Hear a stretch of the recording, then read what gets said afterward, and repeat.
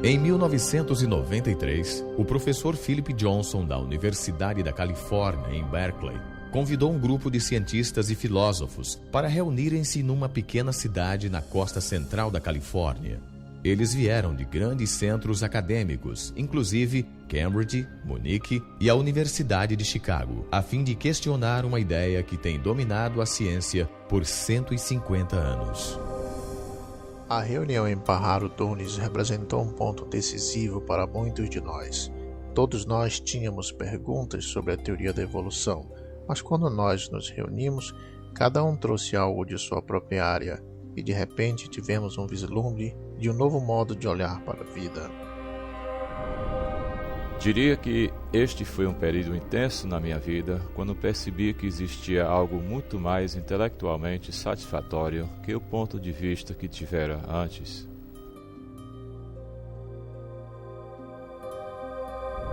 Recordando agora, acho que aquele encontro me deu a motivação para realmente examinar as evidências e ver para onde elas apontam. Percebi que este questionamento era maior que qualquer pessoa ou matéria de ensino. Era o início de uma comunidade de cientistas que estavam agora dispostos a enfrentar o mistério fundamental da origem da vida.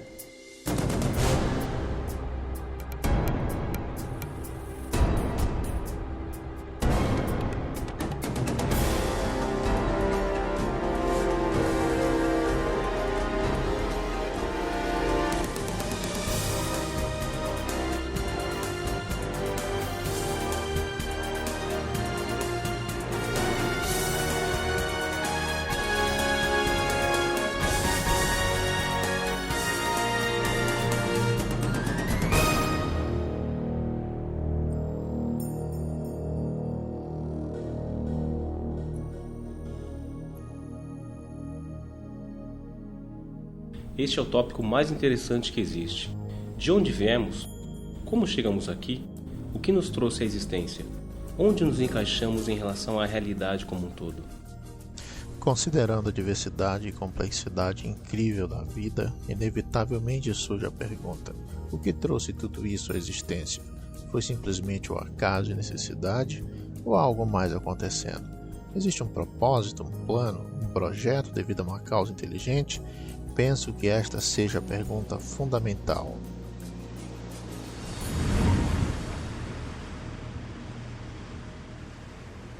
Os cientistas que vieram até Pajaro Dunes buscaram reexaminar o mistério da origem de vida, porque cada um tinha dúvidas significativas sobre ideias evolucionistas amplamente defendidas. Entre eles, o bioquímico Michael Behe questionava como os processos naturais podiam ter reunido as estruturas complexas encontradas nas células vivas.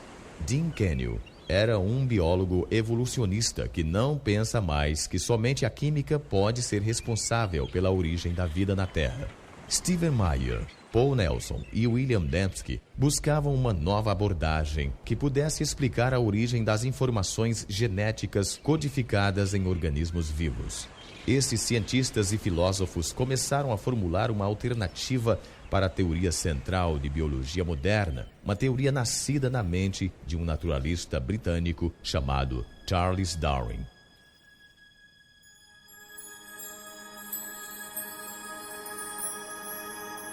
Em 1831, Darwin, com 22 anos de idade, embarcou expedição de pesquisa de 5 anos ao redor do mundo.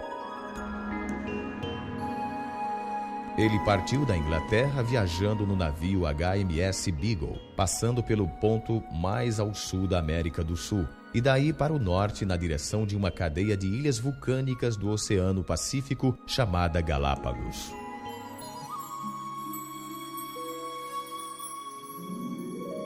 Neste arquipélago solitário, a uns 1000 quilômetros da costa ocidental do Equador, Charles Darwin encontrou uma variedade extraordinária de pássaros, répteis e mamíferos, os quais nunca tinha visto antes.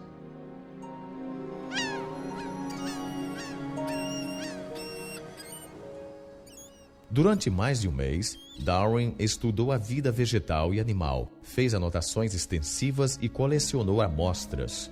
Depois foi embora para nunca mais voltar. Então, 25 anos se passaram enquanto ele desenvolvia sua teoria. Em 1859, Darwin publicou um livro intitulado A Origem das Espécies. Seu impacto sobre a ciência e, no final das contas, sobre toda a cultura ocidental foi dramático. Darwin alegou que toda a vida era o produto de forças naturais puramente desgovernadas. O tempo, o acaso e um processo que ele chamou de seleção natural. Antes de Darwin, a maioria dos cientistas e filósofos, tais como Platão, Newton e Kepler, consideravam o mundo como produto de algum projeto ou plano. Mas uma mudança fundamental ocorreu com a ideia de Darwin sobre a seleção natural, a qual desencadeou uma profunda mudança na filosofia científica.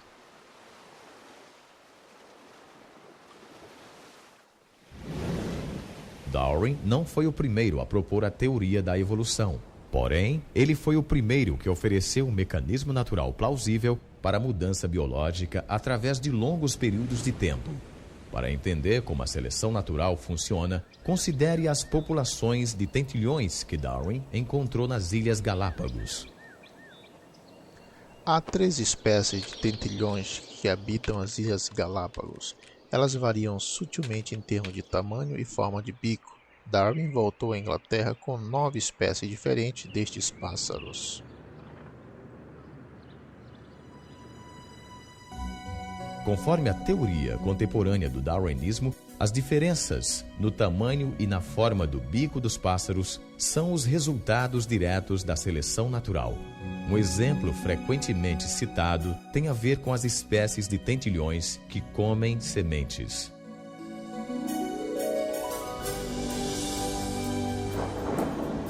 Nos anos de fortes chuvas, há abundância de sementes pequenas e macias. Os pássaros com bicos curtos facilmente encontram comida.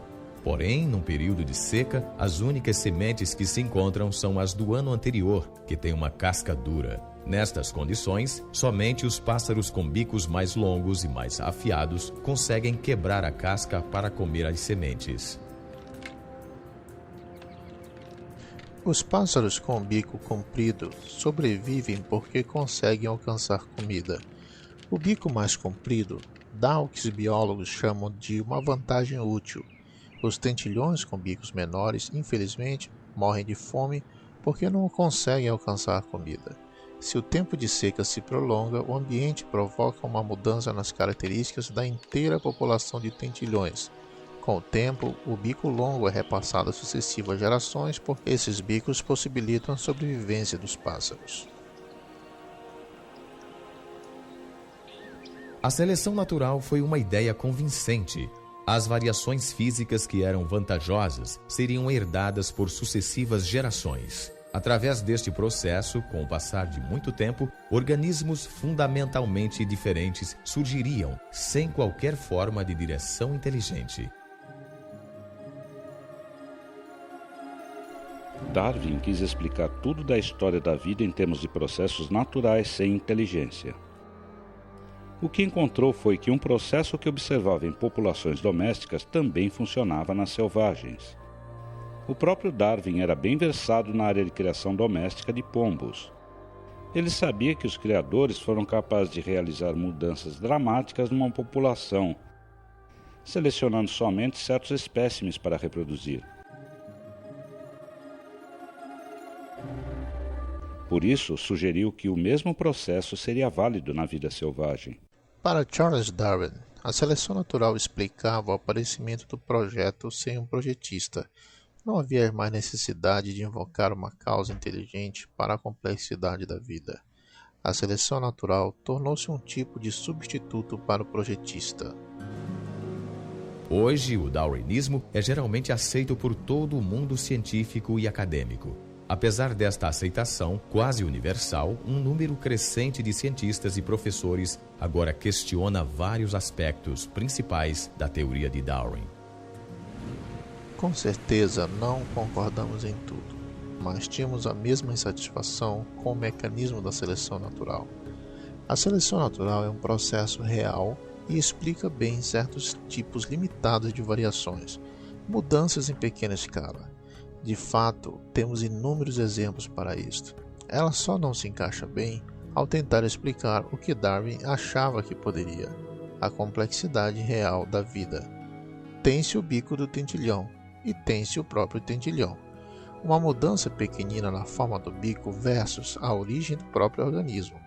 O problema principal para a biologia é entender exatamente onde a seleção natural funciona e onde não funciona e por que existe tal diferença. A evidência é contundente e todos nós concordamos que se deixarmos que a evidência fale por si mesma, ela nos levará numa direção bem diferente, cada vez mais longe da seleção natural e indo em direção de uma conclusão diferente sobre a origem e natureza da vida na Terra.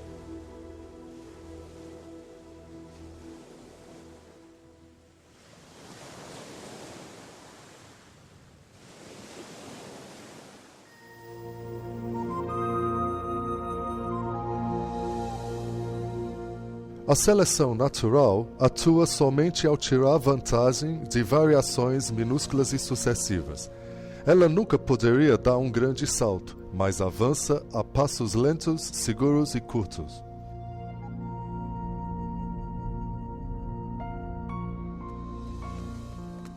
É realmente interessante notar que quanto mais sabemos sobre a vida e quanto mais sabemos sobre biologia, mais problemas surgem com o darwinismo e o projeto inteligente se torna mais aparente.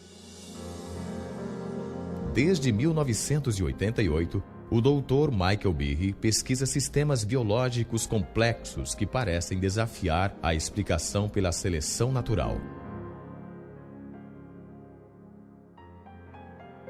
Durante muito tempo, acreditei que a evolução de Darwin explicava o que víamos em biologia.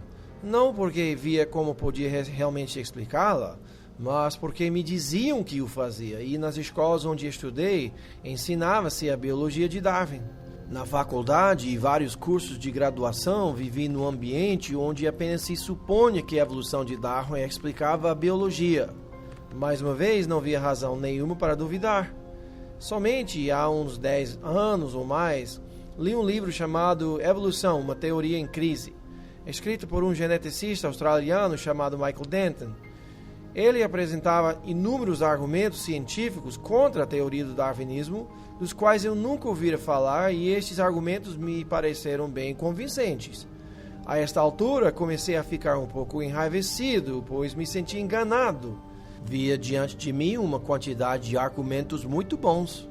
Mas eu mesmo já fizer um doutorado em bioquímica, tornara-me membro do corpo docente e nunca ouvira falar sobre nada disto.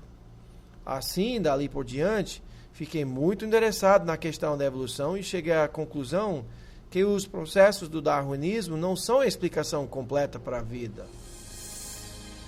O ceticismo de Michael Behe originou-se em grande escala no que a biologia moderna já revelou sobre a unidade mais fundamental da vida, a célula. No século XIX, os cientistas achavam que a parte básica da vida, a célula, era apenas uma simples bolha de protoplasma, como um pedacinho de gelatina, que não era difícil de se explicar. Esta ideia realmente não apresentou mudança nenhuma até o início dos anos 50. Daí para cá, nosso conhecimento sobre a célula sofreu uma explosão.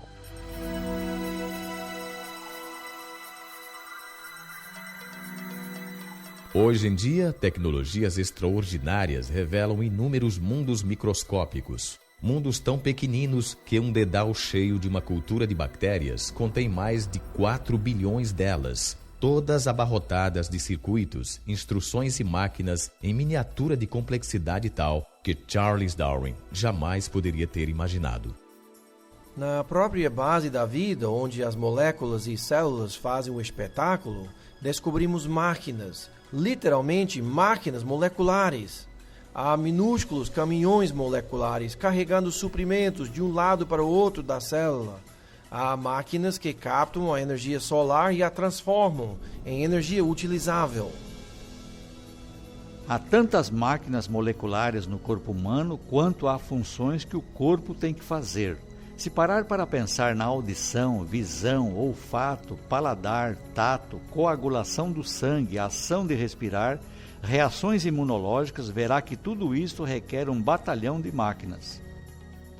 Ao observarmos estas máquinas, perguntamos-nos de onde vieram. E a resposta da evolução darwiniana, a meu ver, é muito inadequada. No início da década de 90, numa série de palestras acadêmicas, Behe revelou suas dúvidas sobre a capacidade da seleção natural de construir máquinas moleculares complexas. Uma destas máquinas atraiu-lhe particularmente a atenção. Lembro-me da primeira vez que eu li um livro de bioquímica e vi o desenho de uma coisa chamada flagelo bacteriano, com todas as suas partes e toda a sua glória.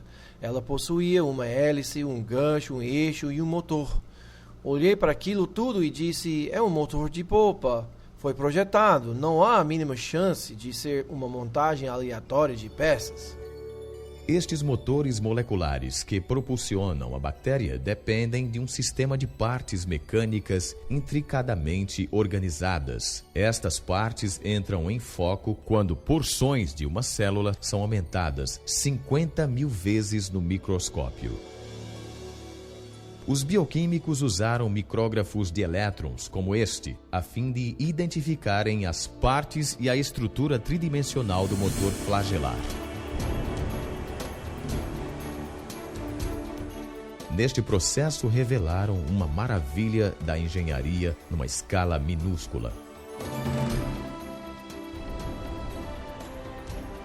Howard Berg, em Harvard, classificou esta máquina como a mais eficiente do universo. Algumas delas batem a 100.000 rotações por minuto e são ligadas num transdutor de sinal ou mecanismo sensorial, de modo que reagem conforme as características do ambiente. E embora girem com tal rapidez, podem parar num piscar de olhos. Leva somente 1/4 de revolução para pararem, mudarem de direção e começarem a girar a 100.000 RPM em outra direção. E, igual aos motores de polpa num barco, possuem muitas partes necessárias ao seu funcionamento. O flagelo bacteriano possui duas marchas, a que vai para a frente e a reversa, refrigeração à água e força protônica. Tem um estator, um rotor, uma junta universal, um eixo e uma hélice, os quais funcionam como peças de uma máquina. Não é apenas por conveniência que lhes damos estes nomes, esta é realmente a função deles. Desde a sua descoberta, os cientistas tentaram entender como um motor giratório poderia ter surgido através da seleção natural. Até agora, não conseguiram oferecer qualquer explicação darwiniana, a fim de ver por que precisamos entender um aspecto das máquinas moleculares conhecido como complexidade irredutível. O termo complexidade irredutível foi inventado por Mike Behe ao descrever estas máquinas moleculares. O que se diz basicamente é que se tem muitos componentes numa organela ou sistema celular, sendo todos eles necessários ao seu funcionamento. Isto é, se você remove uma peça, então perde a funcionalidade desse sistema. A ideia da complexidade irredutível pode ser ilustrada por uma máquina não biológica conhecida, uma ratoeira. A ratoeira é composta de 5 partes básicas: um gancho para segurar a isca, uma mola forte, um arame fino e arqueado chamado martelo, outro gancho que prende o martelo no lugar e um suporte sobre o qual o sistema completo é montado. Se uma destas partes estiver faltando ou for defeituosa, o mecanismo não vai funcionar. Todos os componentes deste sistema irredutível complexo devem estar presentes de modo simultâneo para que a máquina possa desempenhar sua função, pegar o rato. A complexidade irredutível também pode ser aplicada a máquinas biológicas, inclusive ao motor flagelar. No final das contas, há cerca de 40 partes diferentes de proteínas que são necessárias ao funcionamento desta máquina, e se uma delas estiver faltando, então você tem um flagelo que não funciona porque o gancho está faltando, ou o eixo, ou seja o que for, ou nem mesmo se liga à célula. Em termos evolucionários, é preciso ser capaz de explicar como se pode montar este sistema gradualmente, quando não há função, até que se tenha todas as partes no lugar.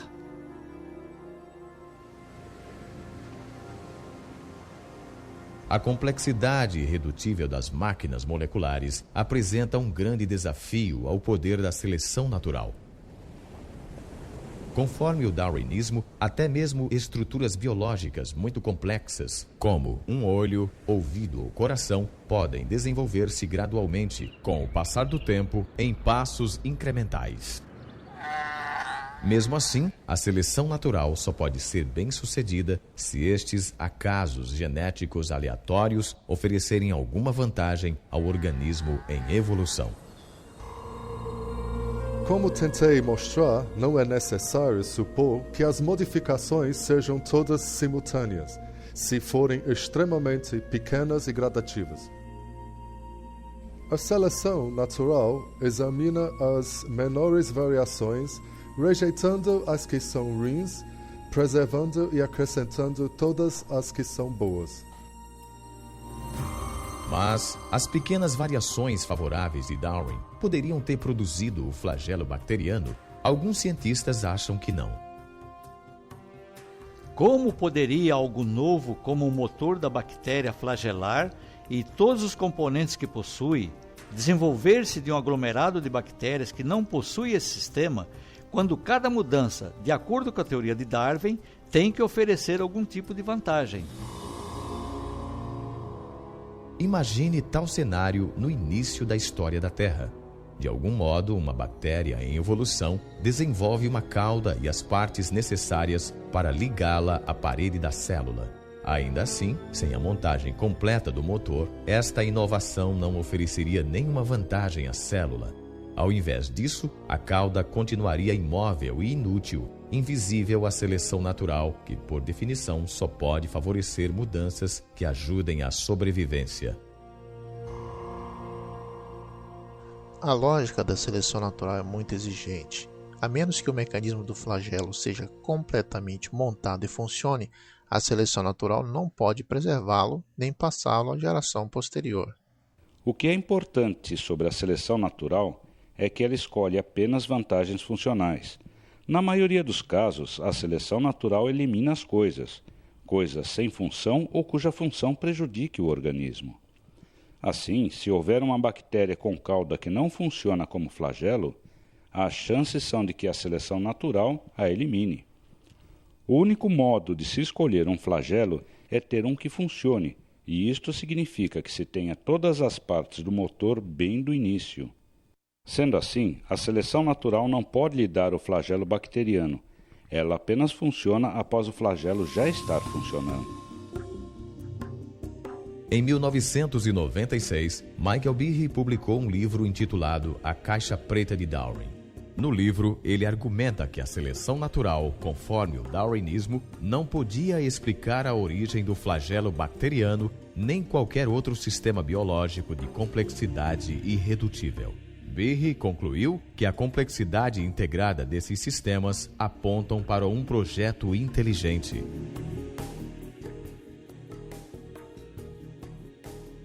A Caixa Preta de Darwin criou uma controvérsia imediata. Mais de 75 publicações revisaram o livro. Alguns cientistas elogiaram a obra de Behe, ao passo que outros a descartaram como não científica e motivada pela religião. Alguns insistiam também que ele subestimara o poder da seleção natural. Argumentavam que o motor flagelar poderia ter sido criado com partes de outras máquinas moleculares mais simples, como esta bomba celular. Se os componentes da bomba já existiam, poderiam ter sido preservados pela seleção natural antes mesmo que o motor bacteriano surgisse. Esta teoria se chama coopção. Está dizendo, em essência, que a evolução ou seleção natural em algum momento pôde pedir emprestado componentes de uma máquina molecular e construir uma nova máquina com alguns destes componentes. Scott Minich pesquisou o motor flagelar durante uns 20 anos. Sua pesquisa o levou a contestar o argumento da coopção. Com o flagelo bacteriano, você se refere a uma máquina que tem 40 partes estruturais. Isso mesmo, descobrimos que 10 destas partes estão envolvidas em outra máquina molecular, mas as outras 30 são únicas. Então, onde vai consegui-las? Eventualmente, você terá que considerar que cada uma das partes originalmente tivesse outro propósito. Assim, só se pode seguir este argumento até o ponto em que surge o problema de que se está pegando partes do nada. Mas mesmo que se considere que tem-se disponíveis todas as partes necessárias à construção destas máquinas, este é apenas parte do problema, talvez ainda mais complexo. Eu considero o mais complexo são as instruções para a montagem, fato nunca mencionado pelos oponentes do argumento da complexidade irredutível. Pesquisas feitas sobre o motor bacteriano revelam um nível ainda mais profundo de complexidade, pois sua criação não só exige partes específicas, mas também uma sequência precisa de montagem.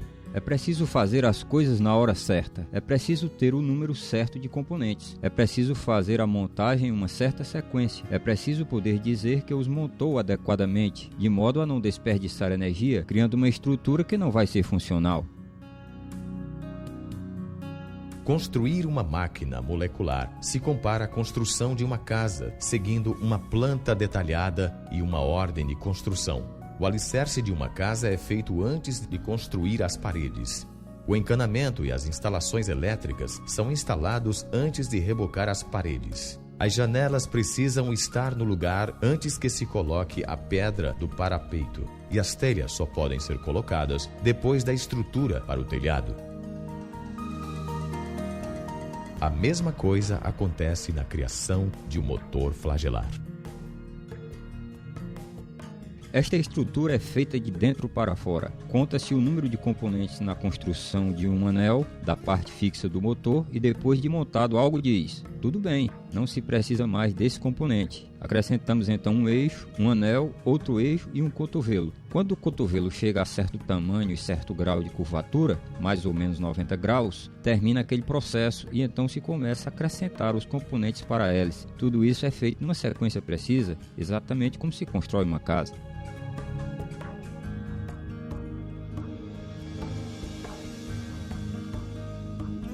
Para construir um motor corretamente, tem que se coordenar o tempo exato das instruções de montagem. Mas como a seleção natural podia fazer isso? A coopção não explica isto. Para construir esse mecanismo flagelar, ou milhares de outros mecanismos na célula, exige-se que outras máquinas regulem a montagem destas estruturas e que estas máquinas, por sua vez, exijam outras máquinas para a sua montagem. Se uma destas partes estiver faltando ou for colocada no lugar errado, seu motor não vai funcionar. Assim, o aparelho para a montagem do motor flagelar é, em si mesmo, um complexo irredutível. De fato, o que temos aqui é uma complexidade irredutível do começo ao fim.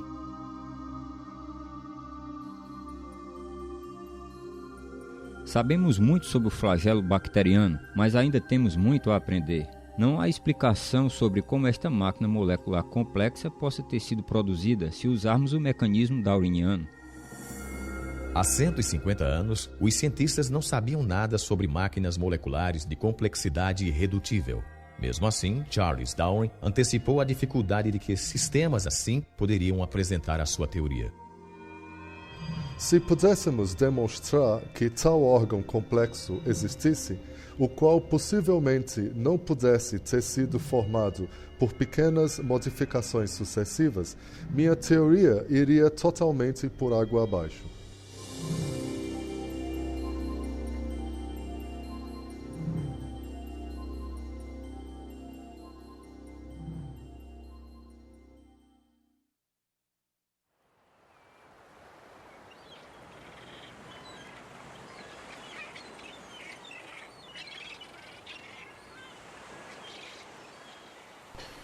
Existem realmente duas grandes perguntas na biologia.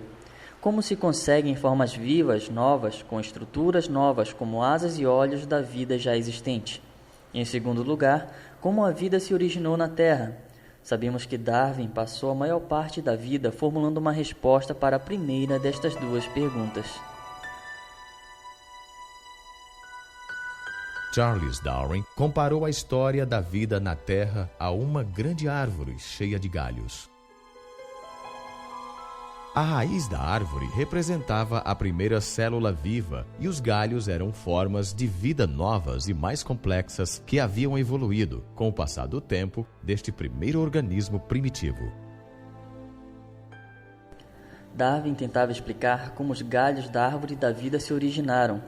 Tentava mostrar como a seleção natural podia ter modificado organismos existentes a fim de produzir a grande diversidade de vida animal e vegetal.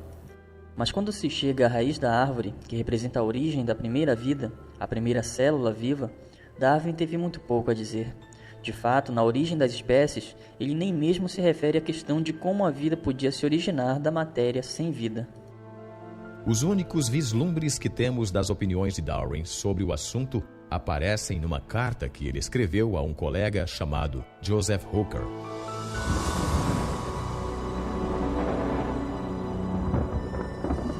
Com relação à primeira produção de um organismo vivo, se, e que grande se, pudéssemos conceber num lago pequenino de água morna, com todo tipo de amônio e sais fosfóricos, luz, calor e eletricidade, e que fosse formado quimicamente uma combinação de proteínas pronta para sofrer mudanças ainda mais complexas, atualmente tal matéria seria devorada instantaneamente. Mas, talvez, este não tenha sido o caso antes que os seres vivos fossem formados. Nos últimos anos da vida, Darwin fez muito pouco para desenvolver sua ideia da origem da primeira célula primitiva.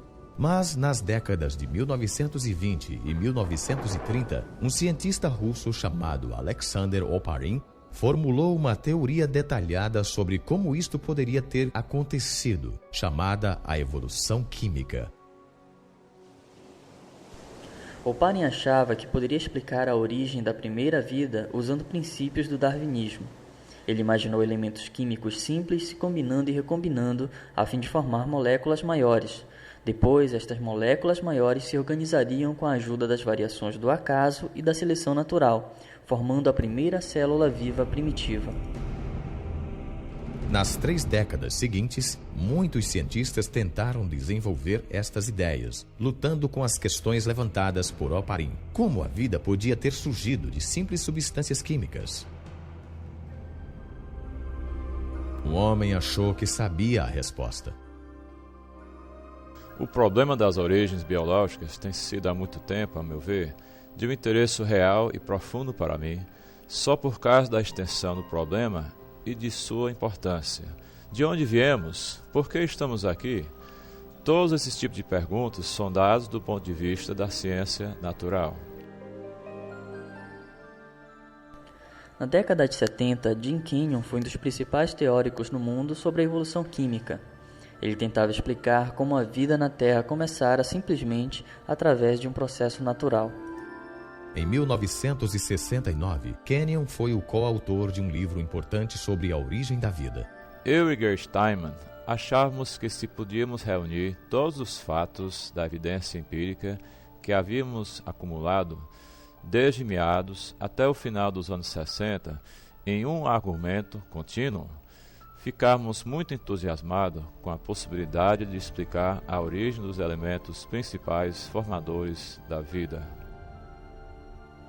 Apesar do otimismo, Kenyon tinha diante de si um problema significativo. Para explicar o início da vida, ele teria, primeiramente, que explicar a origem dos elementos essenciais básicos para a construção de uma célula, as moléculas complexas chamadas proteínas.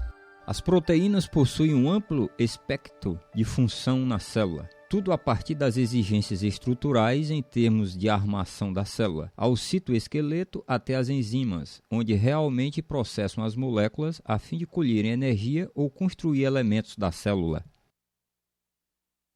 As proteínas fazem quase tudo na célula, menos armazenar informação genética, feita por conta do DNA e RNA. Porém, as tarefas diárias, como purificar a célula, criar energia, etc., são todas por conta das proteínas.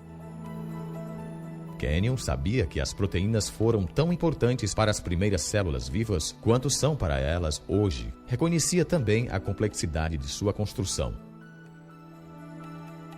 Até a década de 60, os cientistas determinaram que as células são feitas de milhares de tipos de proteínas, e a função destas moléculas se deriva da sua altamente complexa forma tridimensional. As formas de algumas proteínas permitem que elas catalisem ou disparem reações químicas, por causa do encaixe perfeito que tem com outras moléculas na célula. Ao passo que outras moléculas de proteína formam componentes estruturais que se conectam uns aos outros. As partes individuais de um motor bacteriano, como esta estrutura tipo anel, ou são feitas de uma única molécula proteica ou um aglomerado delas encaixadas de uma forma específica. Estas proteínas são feitas de unidades químicas menores chamadas aminoácidos, as quais são unidas formando longas correntes.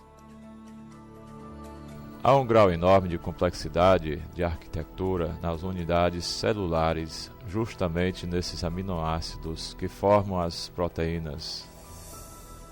Na natureza, usam-se 20 tipos diferentes de aminoácidos a fim de se construir correntes proteicas. Os biólogos as comparam às 26 letras do alfabeto. As letras podem ser organizadas num número enorme de combinações possíveis. Se as letras forem organizadas corretamente, o resultado será um texto com sentido. Porém, se não forem, o resultado será apenas uma série incoerente de letras. O mesmo princípio se aplica aos aminoácidos e proteínas. Há 30.000 tipos distintos de proteínas, cada um formado com uma combinação diferente dos mesmos 20 aminoácidos. Eles se formam em correntes, geralmente com centenas de unidades de comprimento. Se os aminoácidos estiverem na sequência correta, então a corrente se dobra numa proteína que funciona. As proteínas se combinam com seus aminoácidos de tal forma que os aminoácidos se fecham uns sobre os outros numa arquitetura pré-programada pela ordem dos aminoácidos. Eles se dobram numa certa estrutura e essa estrutura é capaz de realizar certa função. Assim, todas as proteínas na célula têm um certo padrão tridimensional, baseado na organização dos aminoácidos na corrente. Esta organização é crítica. Se a sequência dos aminoácidos for incorreta, forma-se uma corrente inútil, a qual, ao invés de se dobrar numa proteína, será destruída na célula. As proteínas, como o código do computador, têm que ser exatas. A função do todo depende da organização exata de cada parte. Mas o que produz a sequência exata dos aminoácidos, que faz surgir formas e funções específicas das proteínas? Nas décadas de 50 e 60, as descobertas sobre a estrutura da proteína obrigaram os biólogos a confrontarem este mistério. Dean Kenyon acreditava que podia resolvê-lo. Em seu livro Predestinação Bioquímica, Kenyon e Gary Steinman propuseram uma teoria intrigante. Kenyon escreveu: talvez a vida tenha sido predestinada bioquimicamente pelas propriedades de atração que existem entre suas partes químicas, principalmente entre os aminoácidos nas proteínas. Quando o livro Predestinação Bioquímica foi lançado, eu e meu coautor estávamos totalmente convencidos que tínhamos a explicação científica para as origens. Kenyon propôs que as propriedades químicas dos aminoácidos faziam com que eles fossem atraídos uns aos outros, formando as longas correntes que se tornaram as primeiras proteínas. Isto significava que a vida foi efetivamente predestinada por nada mais do que a química. Muitos cientistas acataram as ideias de Kenyon, e durante mais de 20 anos, o livro Predestinação Bioquímica tornou-se um texto best-seller na teoria da evolução química. Mesmo assim, 5 anos após a publicação do livro, Kenyon quietamente começou a duvidar da plausibilidade de sua própria teoria. Foi durante todo esse período de tempo que minhas dúvidas sobre certos aspectos do registro evolucionário se tornaram aparentes.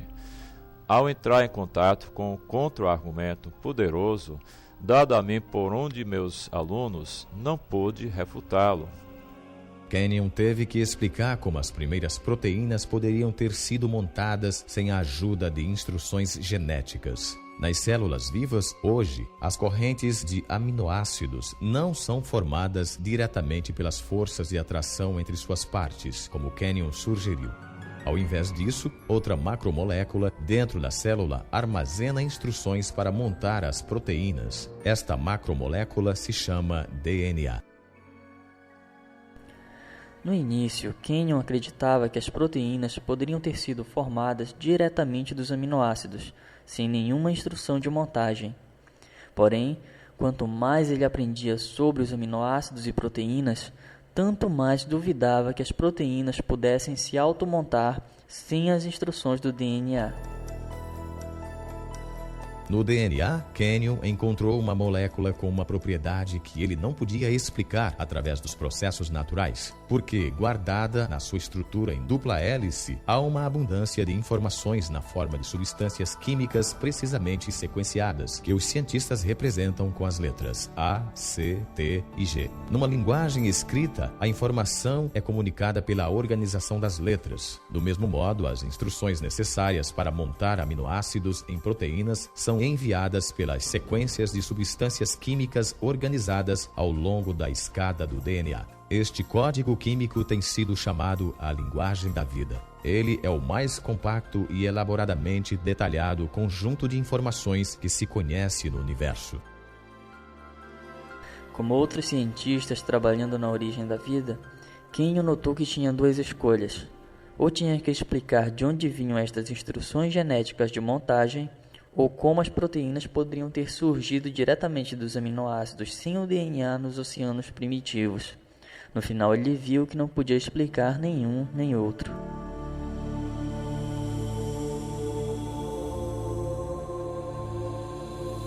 É um problema enorme. Como se pode reunir em um volume submicroscópico diminuto do oceano primitivo toda a centena de componentes moleculares diferentes de que se vai precisar, a fim de que um ciclo de autoduplicação se estabeleça? Assim, minhas dúvidas sobre os aminoácidos se organizando sozinhos numa sequência biológica significativa, sem a presença do material genético pré-existente, acabou atingindo, pelo menos para mim, o limite, já no fim da década de 70. Enquanto Kenyon reavaliava sua teoria, novas descobertas bioquímicas confirmaram a impossibilidade da autoformação de proteínas.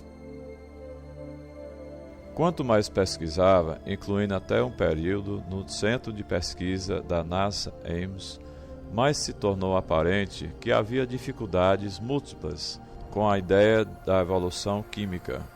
Experiências posteriores mostraram que os aminoácidos não têm capacidade de se organizar sozinhos em qualquer sequência biologicamente significativa. Diante de dificuldades crescentes em sua própria teoria e uma quantidade cada vez maior de dados sobre a importância do DNA, Kenyon foi forçado a enfrentar a importância da informação genética. Quanto mais pensava na alternativa apresentada na crítica e no problema enorme que todos nós que trabalhávamos nesse campo havíamos deixado de tratar, o problema da origem da informação genética em si, então tive que realmente reavaliar completamente minha posição em relação às origens. Para Dean Kenyon, uma nova pergunta tornou-se o foco de sua busca pela origem da vida. Qual era a fonte de informação biológica no DNA? Se pudesse chegar à origem das mensagens codificadas no mecanismo da vida, então poderia realmente chegar a algo muito mais satisfatório intelectualmente do que a teoria da evolução química. Ainda assim, Kenyon via que tinha diante de si um número limitado de opções.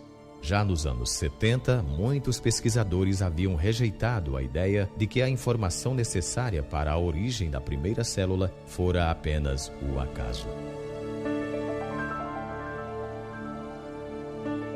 A fim de entender por quê, considere a dificuldade de se gerar apenas 2 linhas da peça de Shakespeare, Hamlet, jogando-se as letras do alfabeto em cima de uma mesa. Depois considere as instruções genéticas específicas requeridas para a construção das proteínas simples. Isto encheria centenas de páginas de texto impresso. Logicamente, um biólogo sério não ia acreditar que a vida surgira apenas por acaso. Ao invés disso, pensava-se na seleção natural agindo nas próprias substâncias químicas a fim de produzir a primeira vida. Porém, há um problema com esta proposta. Por definição, a seleção natural não poderia ter funcionado antes da existência da primeira célula viva. Ela só pode agir sobre organismos capazes de se reproduzir, células equipadas com DNA, as quais passam as mudanças genéticas às futuras gerações. Sem o DNA não existe autoduplicação, mas sem a autoduplicação não existe a seleção natural. Assim, não se pode usar a seleção natural para explicar a origem do DNA sem supor a existência da própria coisa que se tenta explicar. O acaso, a seleção natural e a própria teoria de Kenyon sobre a auto-organização, tudo ficou sem explicar a origem da informação genética. Kenyon agora via apenas uma única alternativa. Não existe a menor chance de uma origem através da evolução química, para até mesmo a mais simples das células. Assim, o conceito da vida, sendo resultado de um projeto inteligente, tornou-se imensamente atrativo para mim e fazia muito sentido, pois combinava intimamente com as descobertas múltiplas da biologia molecular.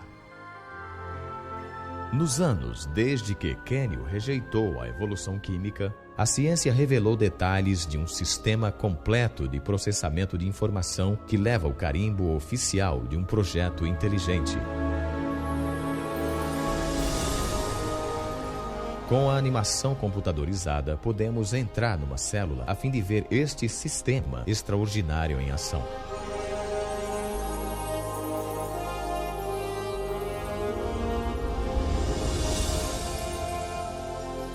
Após entrar no coração da célula, vemos os altamente enroscados fios de DNA, armazéns para as instruções necessárias a fim de se fabricar cada proteína num organismo.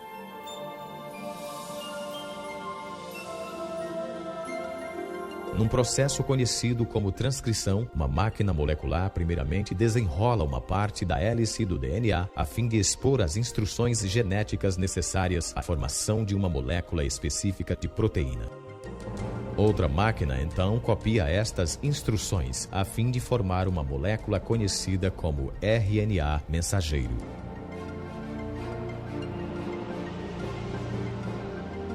Quando a transcrição se completa, o fio finíssimo de RNA carrega a informação genética através do complexo nuclear de poros, o porteiro para o tráfego dentro e fora do núcleo da célula.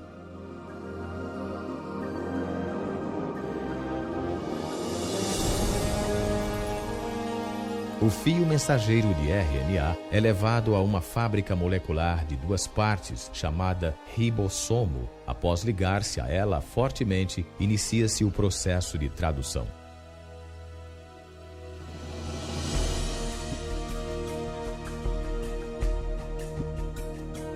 Dentro do ribossomo, uma linha de montagem molecular constrói uma cadeia de aminoácidos especificamente sequenciada. Estes aminoácidos são transportados de outras partes da célula e então ligados em cadeias de centenas de unidades de comprimento. Esta organização sequenciada determina o tipo de proteína fabricada.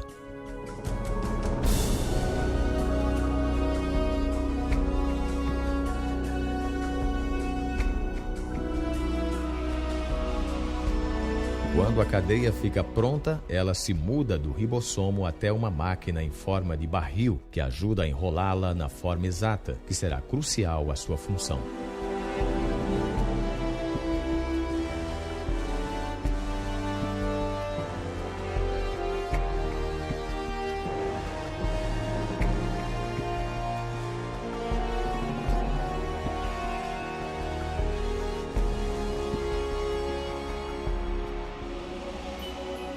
Após a cadeia ser enrolada numa proteína, é então liberada e levada por outra máquina molecular até o lugar exato onde será usada. Isto realmente vira a cabeça da gente, perceber nessa escala microscópica um aparelho sincronizado de modo tão perfeito, um aparelho que leva as marcas de um projeto e fabricação inteligente. E temos os detalhes de um imensamente complexo domínio molecular de processamento de informação genética, e é exatamente nesse novo campo, conhecido como genético molecular, onde vemos a evidência mais convincente de projeto existente na Terra.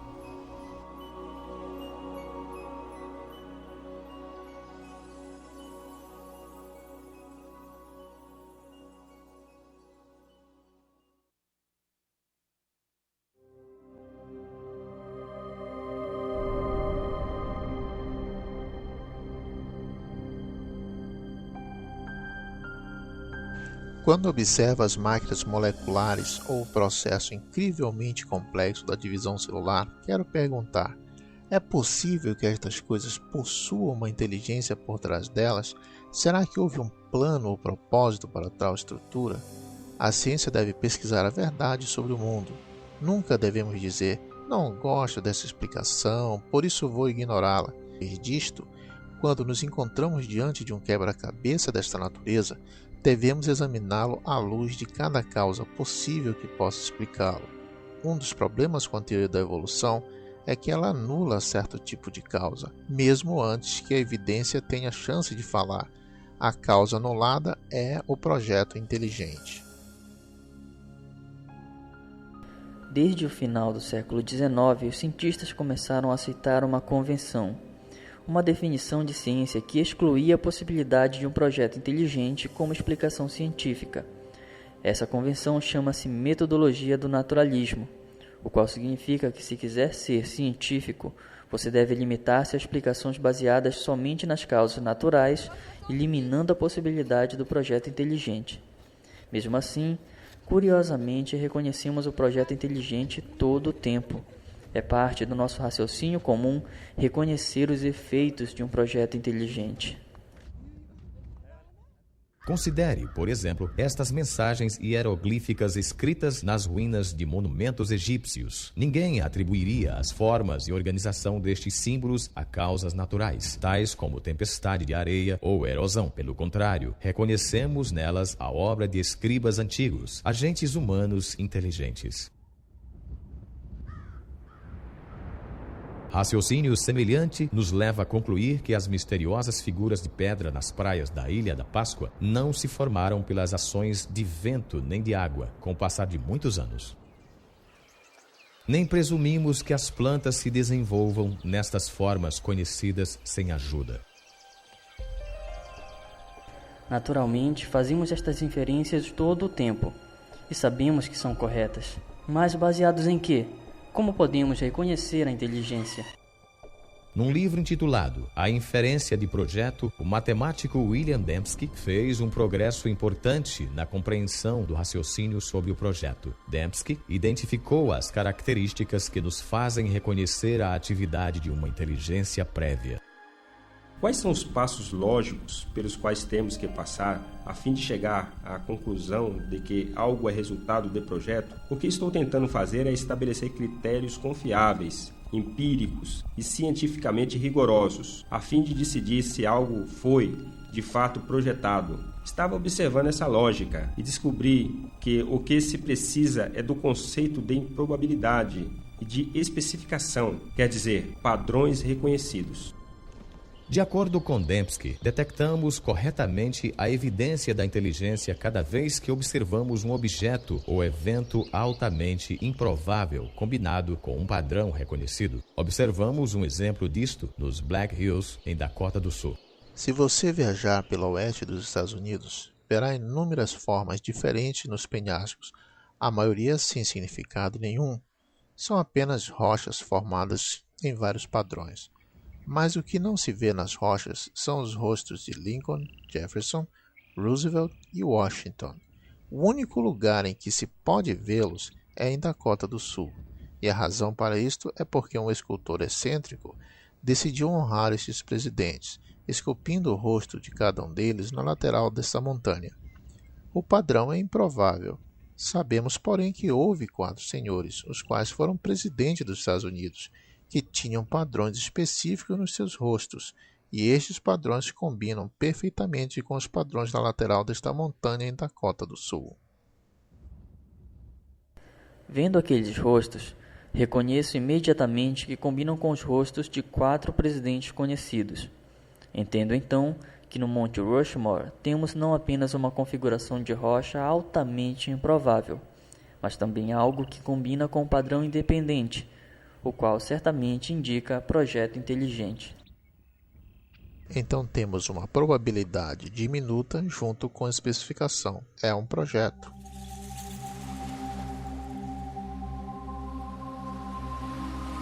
Uma praia, outro padrão improvável gravado na areia ilustra como detectamos um projeto. Ninguém iria concluir que esta mensagem foi escrita pelo movimento das marés. Pelo contrário, por causa das características deste padrão, identificamos as palavras como produtos de inteligência. Essa organização improvável combina com um padrão independente, a saber, as formas das letras que reconhecemos e as palavras do vocabulário inglês. Assim, é a improbabilidade da organização mais o fato que ela iguala-se a um padrão independente, que dispara para nós o reconhecimento de projeto. Esta ilustração sugere que os critérios de William Dembski para descobrir a presença de projeto são essencialmente equivalentes à informação. O tipo de informação presente não apenas em figuras, texto escrito e sequências numéricas, mas também codificada em softwares e sinais de rádio. A capacidade de detectar informação em transmissões eletromagnéticas tornou possível uma busca sem par pela inteligência. Há mais de 3 décadas, os astrônomos envolvidos no Projeto 7, Busca por Inteligência Extraterrestre, monitoram sinais de rádio do espaço exterior numa tentativa de encontrarem padrões ricos em informação.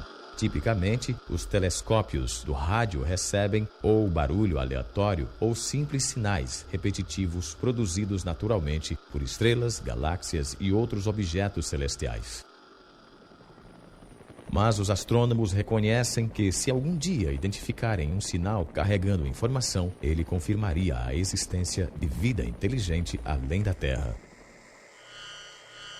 Alguns especularam que uma civilização extraterrestre poderia ter tentado comunicar-se transmitindo mensagens na linguagem universal da matemática, talvez através de um padrão reconhecível como uma série de números primos. Isso não acontece por acaso. É preciso haver complexidade ou improbabilidade, muitos números primos e também um padrão. E é preciso que seja tipo certo de padrão, não há um imposto por você. Até hoje, as pesquisas do Projeto 7 ainda não detectaram nenhum padrão ou informação que mostre inteligência lá fora. Mas em outro universo, muito mais próximo de casa, os cientistas descobriram um tesouro de informação dentro do núcleo de uma célula viva. O DNA tem uma estrutura ideal para transportar informação. Nas bases A, T, C e G da dupla hélice do DNA, há um potencial para armazenar uma quantidade enorme de informação. Não há nenhuma entidade no universo conhecido que armazene e processe mais informação de modo tão eficiente quanto a molécula do DNA. Um complemento total de DNA humano possui 3 bilhões de caracteres individuais. A análise das regiões codificadas da molécula do DNA mostra que seus caracteres químicos possuem uma organização específica para transmitir instruções detalhadas, tais como as letras numa sentença compreensível ou dígitos binários num código de computador.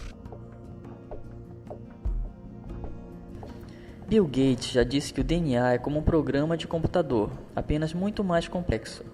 E se refletir nisso, verá que é uma observação altamente sugestiva, porque sabemos que Bill Gates não emprega vento, nem erosão, nem geradores de números aleatórios a fim de gerar seu software. Pelo contrário, ele emprega engenheiros inteligentes, engenheiros de software.